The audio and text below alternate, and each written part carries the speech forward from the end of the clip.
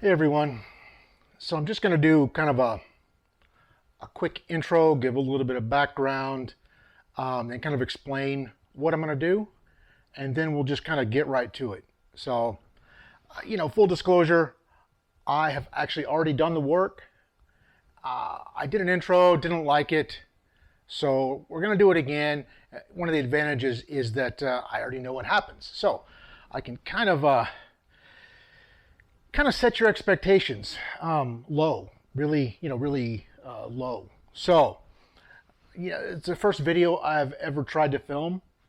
Camera angles are still kind of a thing for me, apparently. So it's not great. Some of the footage isn't as impactful as it possibly could have been. But, enough of that. So let's just start with the basics here. What we have here is a 1978 K10 4-speed. It is, I don't want to call it a survivor because that kind of makes it sound like it's in good shape, and that is not the case. So, if it were, we wouldn't be here, would we? So, couple things. I got this several years ago from a kid in Oklahoma, and well, actually, I got it from a man who got it from a kid in Oklahoma. But it's got just your standard Gen 1 5.7 liter 350 V8. It does have a 4-speed, the SM465 with the granny low. So, for all practical purposes, it's a 3-speed. It's got the fourth gear is the 1-to-1 drive ratio, meaning, it's not great on the highway. 63 to 65, that's about as much as you're going to get out of it safely, in my opinion. But the upside is the SM465 and this 5.7 liter, they may not always run great, but they will always run. I mean, they're somewhat indestructible. So I bought this several years ago, and I had a different shop, a larger shop, a little bit more storage. And I had this vehicle kind of parked away, and it was just, I've got some other cars I'm doing work on, and this was one I was going to get to. And my daily was a Ford Super Duty, right, an F-250. And, I had it fixed up a little bit. It was a pretty decent truck. And a couple of years ago, it got stolen, almost 2 years ago. And so at that point, I still needed a truck. I still had to haul some cars and some parts and just, things. So I ended up having to kind of take a hard look at this truck. And now when I bought it, the motor had been rebuilt. I mean, like actually rebuilt with receipts and all of that stuff. But that didn't really make any difference. Whoever rebuilt it did not do a good job or did something wrong. On cylinders 5 and 7, there is a lot of oil burning to the point where it will foul plugs pretty regularly. I can kind of get around that by just running a can of Berryman's basically with every fill up, right? And that will kind of let it keep running without fouling too bad.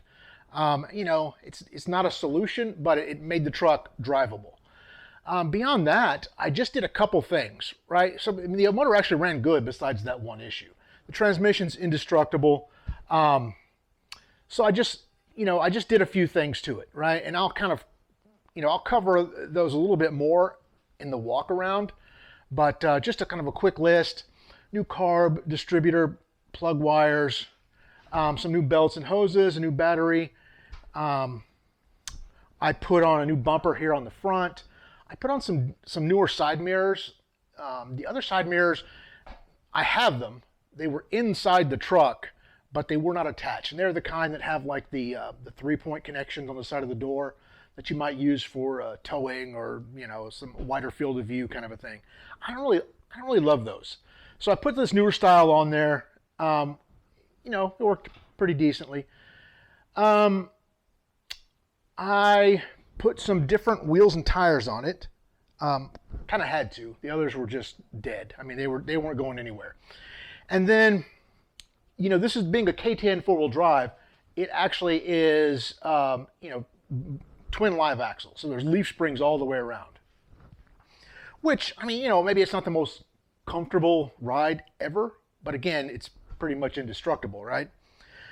The problem with this one was those springs were fairly worn. Had a little bit more wiggle to them than I would prefer. Makes this truck made it lively to drive. So again, I did what anyone would do, and I found the quickest, cheapest hack that I could to make it more drivable. So there was like some of these Monroe shock things that actually had shocks and springs. Not a coilover, nothing that fancy, just an old school shock with a big spring on it. So it kind of acted as like a suspension assist for this thing. So I put those on all the way around, and that actually did helped quite a bit. So at that point, it actually became very drivable, as far as like it was always going to run, it was always going to start, it was always going to do the truck things that it needed to do. It wasn't going to be comfortable, it wasn't going to be pretty, but it was absolutely going to do what it needed to do. But the reason that I'm doing these videos, it'll be a series of videos. I've got this truck, I've got a couple of other cars, and they all kind of, when you have old cars, they always need work all the time. And I needed a little more motivation to get some of this work done. And I often have to video some of these jobs that I do anyway, so I can remember how it came apart or how it worked. Or, so I thought, well, let me make some videos, publish them, and then if I don't continue the work, I will have a lot of people trolling me, right? And so maybe that'll give me the motivation to kind of regularly address some of the issues with all these project vehicles. So that's what I'm doing now. That's why we're here. So I've been using the truck for about 18 months now, about a year and a half. It's been running fine, functional, that sort of thing. But then it wouldn't start. Didn't know what the problem was, and it wasn't getting fuel. So I was like, well, you know what? Bad fuel pump. Okay. Even though I had just put a new fuel pump on there less than a year ago, it wasn't working, right? So I thought, okay, I've got some things I need to do right now, so let me just put a cheap 12-volt clicky-clack on here and make it run. Did that, it ran fine. I had it hooked up super nice, had some bare wires hanging in the cab that I would just twist together before I started the truck. So it was really safe and really just a great solution, that I was proud of. And so that worked fine for a while, and I got tired of the wires. So at some point, for some reason, I just basically pulled the clicky clack off of there and primed the carb and basically started it up to see if that fuel pump was dead or what the issue was.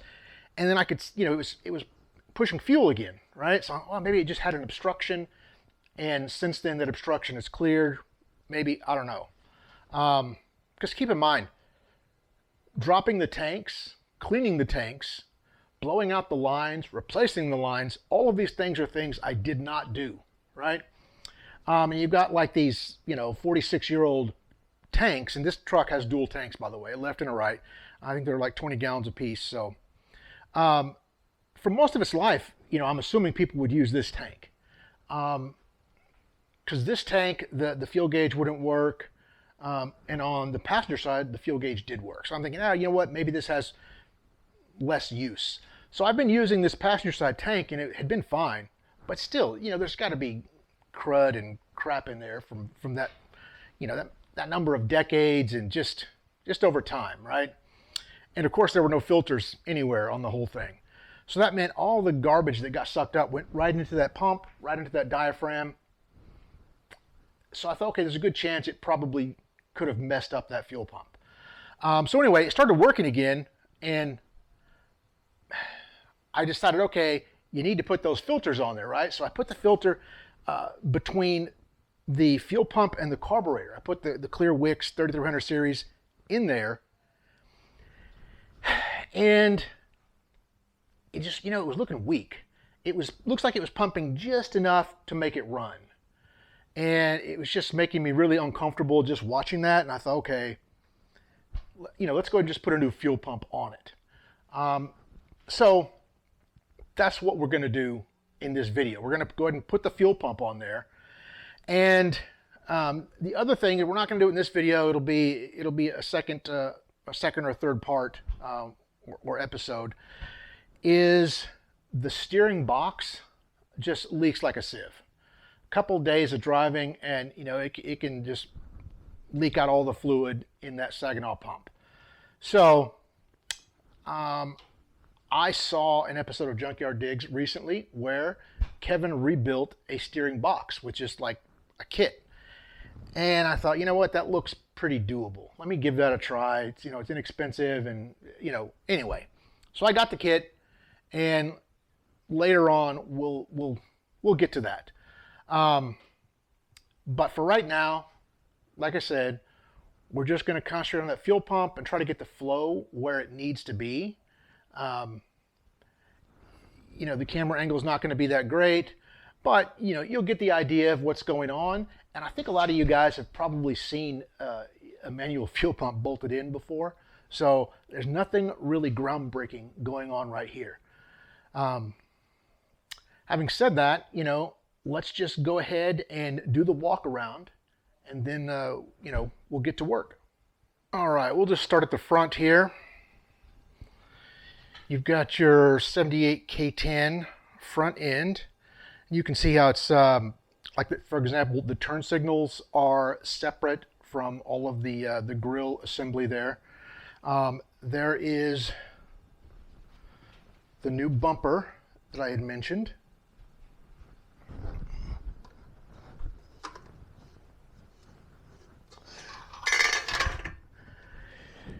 This is the Demon carb that I purchased and put on here just to kind of increase my reliability. And then there is the HEI distributor that I put on this thing, and there is the relay I use to wire up that distributor.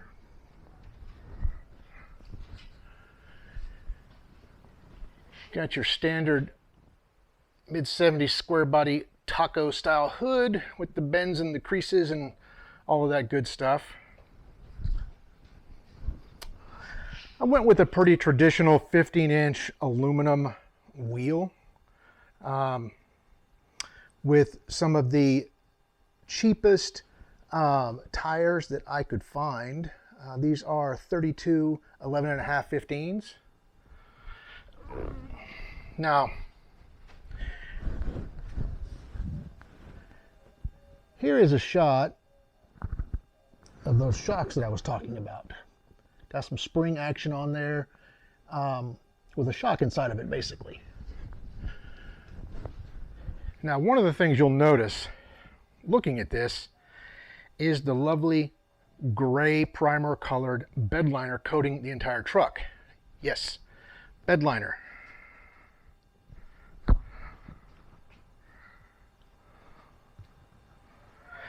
Not sure if we can get the texture of that on camera. We'll give it a try. But yeah, it's all bed liner. So this was a Silverado. Now, you've got some of your, I would say, somewhat normal square body rust. Now, I've got some patch panels for all of the standard rust areas. This is an inexpensive diamond plate toolbox I put in. It was actually a side box for a large kind of a service truck that would hang like under a flatbed. But I got it because I wanted something that would stay below the level of the bed.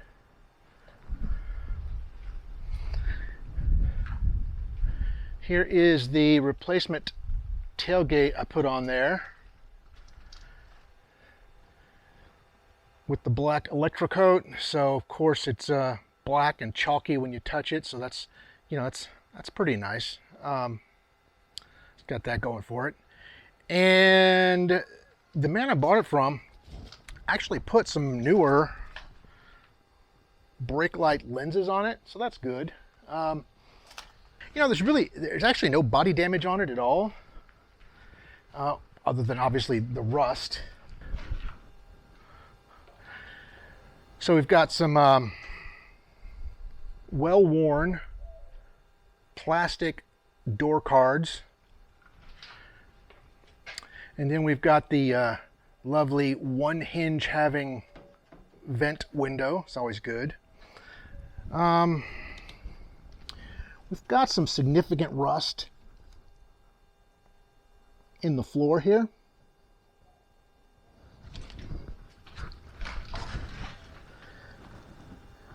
So that's great. We've got the mandatory Indian blanket seat cover for square bodies. Got your standard sticky steering wheel. And of course, this truck has no dash pad. That's just straight metal. Got the fully detached glove box. Another high quality plastic plain door card there. Actually, behind the seat there is a little bit more of the trim that goes up along the top here, so it'll probably be usable. We'll see how that goes. That is kind of the 50-cent tour of what we're working with. It's not the worst square body I've seen, but it's, you know, it's not the best either. So, you know, it was an AC truck, as a lot of them were, and I may actually look at hooking that back up and seeing what's involved there. But I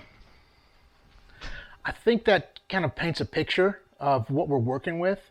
So, you know, without further ado, let's just dig right into this thing.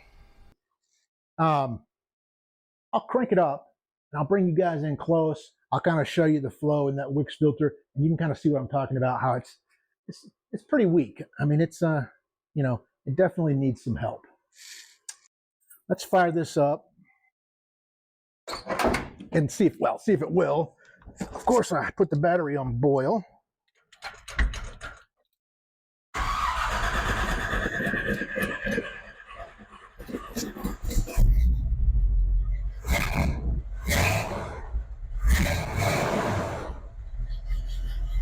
All right.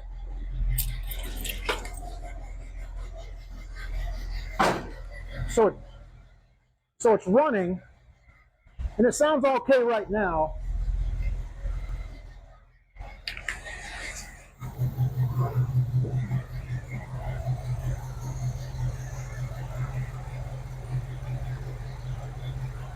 And you really can't tell, but there's just barely any flow. I mean, you can see the reflection of this cheap chrome. That little bit of flow at the bottom is just enough to keep it running. I'm definitely not trusting that though. So we got to do better, right? So I took a few minutes and I have basically gathered up some of the tools we'll need. The socket set, Phillips straight edge, 1/2 inch, 9/16 and a 5/8, and a little pick to get some fuel hose off. But you know, these 2 screwdrivers and these 3 wrenches, you can almost rebuild an entire square body truck. So this should be pretty straightforward. Shouldn't really take too long.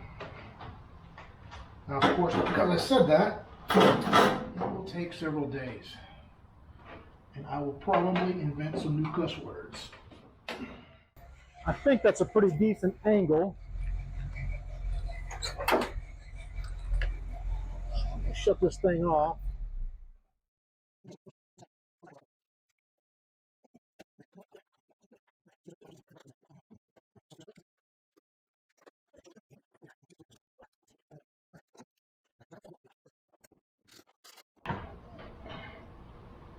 All right.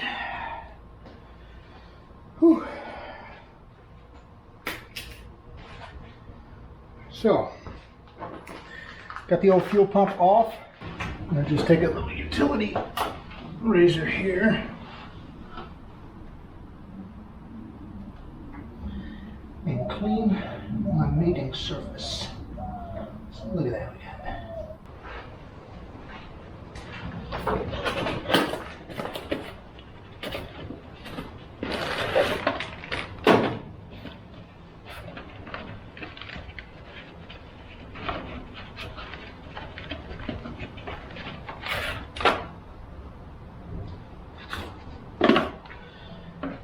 Comes with instructions. We all know it's against the rules to read the instructions.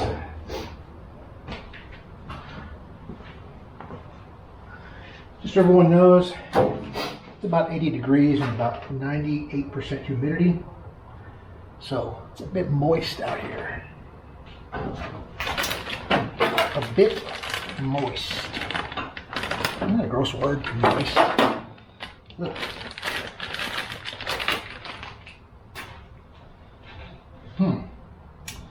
This looks a lot like what we just took off.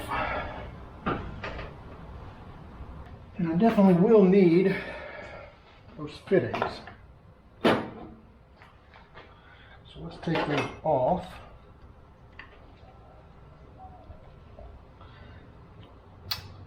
Already know, 5/8.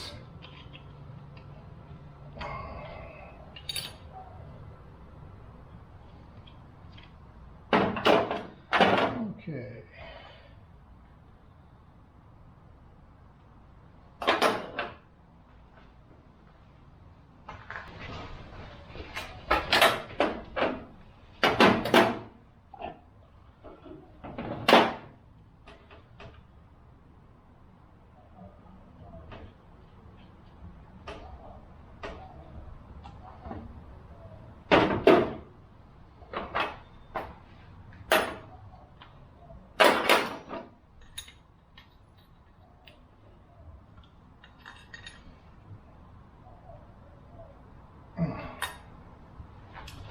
All right.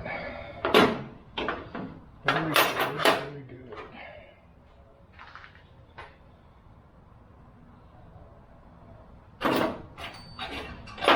Let's just dig out some of this old sealant. Now it can be indexed.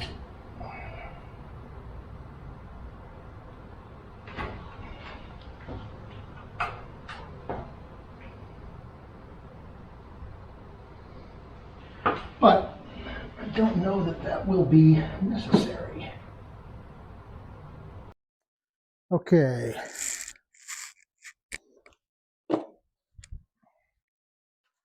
Little RTV. But one last thing to look at. Let's look at the mating surface of engine, and that looks very good.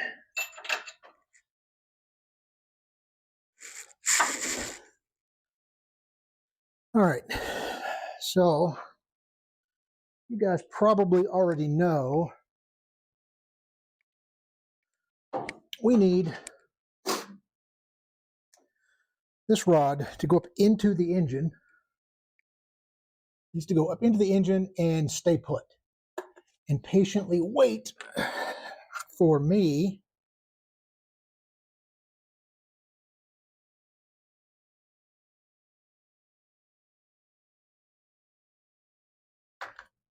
to install the fuel pump. So, if you don't know the trick of Putting Vaseline or grease on the end of that rod? Now you do. So yeah, Vaseline or grease on the end of that rod. Shove it in there. There's enough tension on that viscous grease or Vaseline, whatever you use. There's enough adhesion there to keep it in place. Now, I can slowly and properly install this plate. Okay, now we should be good.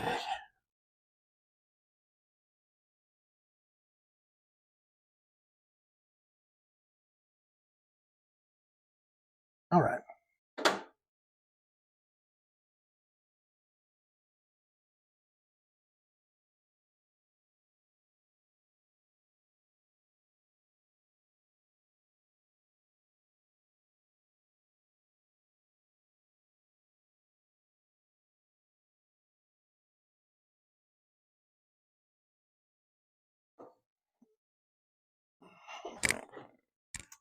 Now,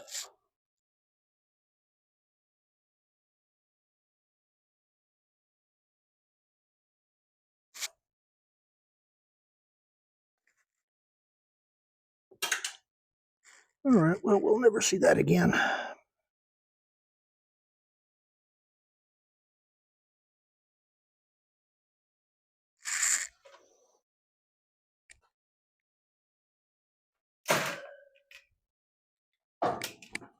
I did not hear it hit the ground.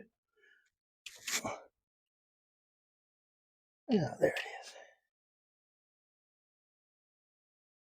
Got lucky. Rather be lucky than good almost any day. As my dad used to say anyway.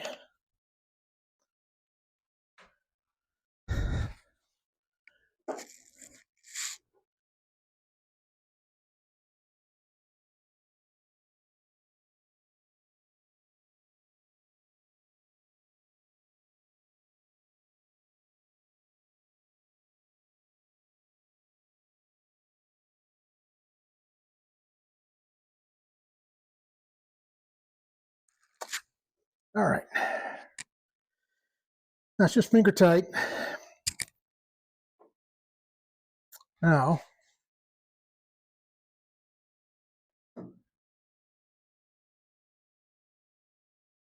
got this gasket here we need to install.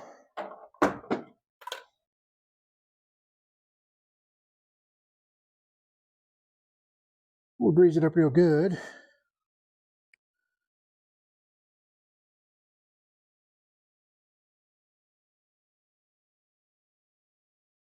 Oh, Luke, Letterhead 289 tells us that greasing up these gaskets will keep them supple, keep them from sticking, help them seal, and oftentimes make them reusable. You know what? I think he's right. I've tried that a couple of times and it has done right by me, so I'm going to keep doing it. Now, we got that. And we just need the bolts from the old one, obviously. And I know you can't see me, but I am popping these old bolts back in. Now the bolt hole in this gasket is pretty tight, so I'm actually having to thread the bolt through the gasket, which is fine. We will do that, because that will actually help to hold it in place. So now we've got a fully prepped fuel pump here.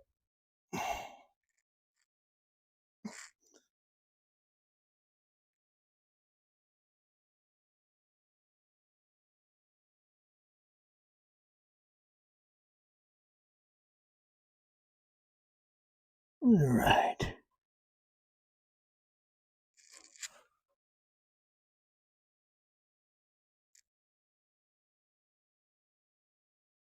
Let's get these things started a little bit.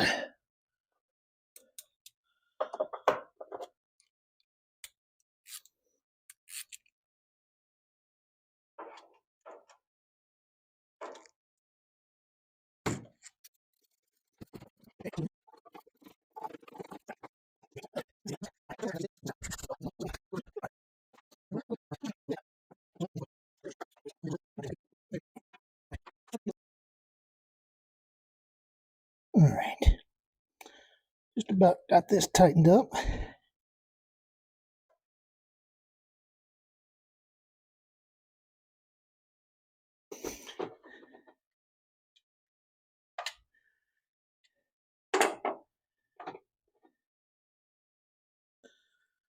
All right, now that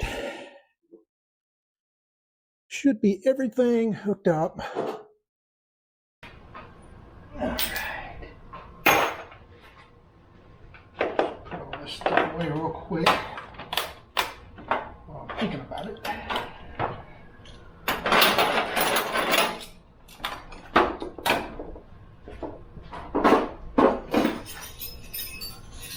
Otherwise, it's probably never get done.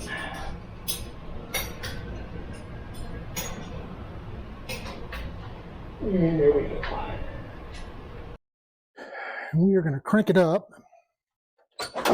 Maybe I'll remember to take it out of gear this time. No promises.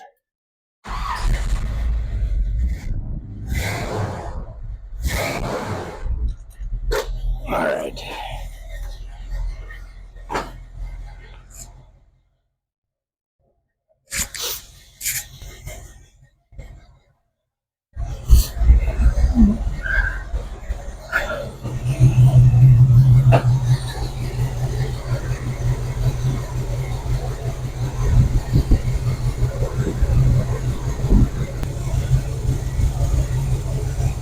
That flow does not really seem significantly better. I'm gonna go switch tanks. Oh yeah, this truck has 2 tanks. Right now we're running on this passenger side tank.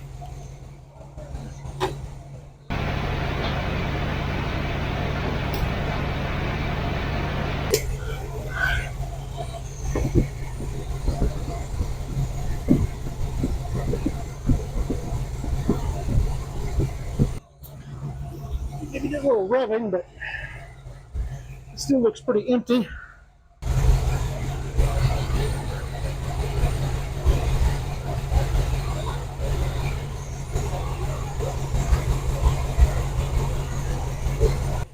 All right, I can feel it pumping.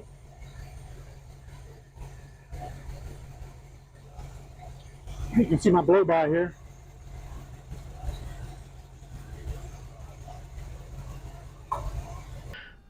All right, so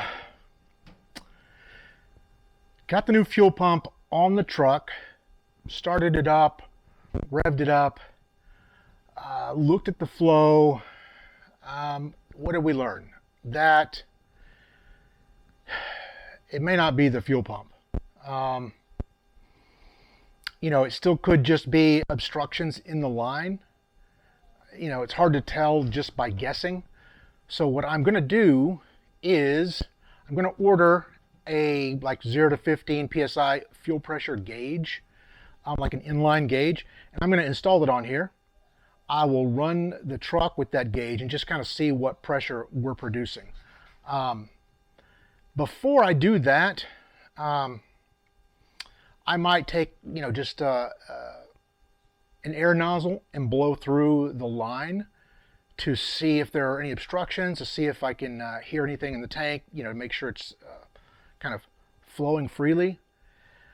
Now keep in mind, you know, as a dual tank truck, there's also a solenoid that changes tanks. You know, there could be issue with that solenoid. I don't really know exactly. I'll probably have to do a little research to figure out how that works and, you know, some of the issues that they have when they quit working. You know, luckily as a square body, you know, they made these trucks for, you know, from like 73 to 87 in the half-ton series. So that's a lot of parts, you know. Dual tanks are pretty common, so the parts are plentiful, they're cheap. So if something's broken, we'll just replace it. But we need to figure out what's wrong with it. I don't want to just do the parts cannon and just start replacing things till it works. So we'll measure the fuel pressure. We'll blow the line out. Now keep in mind, if I'm already down there, I'm probably going to go ahead and replace the line, but I still want to blow it out just to see if that's what the issue was, just so I'll know. But I'll probably end up replacing at least the line from the tank to the fuel pump. From the fuel pump to the carb is already new. So I'll replace that line down below, get a filter in there. And then we'll run it again and measure that fuel pressure and see if there's any improvement, just to kind of get an idea of what's going on. Maybe it's possible that the flow is just not huge, and maybe the way that it looks is the way that it's supposed to look. It doesn't seem right to me, but I guess we'll see. So that'll be what I'm going to do next, is get that fuel pressure gauge, do a little bit of work blowing out the lines, replacing some lines, and then kind of taking a measurement of the pressure, see where we are, see how well it's working. If it's working well at that point, great. Then we'll just do kind of a third part with the steering box. If it's not working at that point, I'll just have to evaluate then. Do I dig into the solenoid? Do I look at the sending unit, drop the tank? Probably yes to all of those. So, it wasn't a wasted effort. I mean, you have to do what you have to do to keep these vehicles going, right? You're not always going to know exactly what's wrong. Sometimes it seems apparent, but but it's not. So the pump was relatively cheap. It was pretty quick to throw on there, so no harm, no foul, I guess. And I'll keep the old one, and I'll put it in the toolbox here. Just have it as a spare. You never know when you're going to need a spare fuel pump and an old square body. So I guess that's going to wrap it up for this first episode. So I guess stay tuned and see some more work done on this old square body when I get the fuel delivery addressed and the steering box fixed up. Maybe we'll hit these patch panels. I'll need to figure out how to get the bed liner off of this thing. At some point I'm going to be welding in new floor pans, maybe some rockers, things like that. I've got a couple other cars that we might start working on as well. My 66 Chevelle and a 65 Impala SS. Both of those are 4-speed cars as well. The 66 Chevelle is pretty much done, but it always needs maintenance. The 65 is more in a state of in progress. So, that'll be another car that maybe we can get in here at some point. And hopefully down the road, I may get into a larger garage space like I had previously. Until then, I will just be using this normal garage and we will just be doing normal car things. So stick with me and let's just see where this goes. Thanks.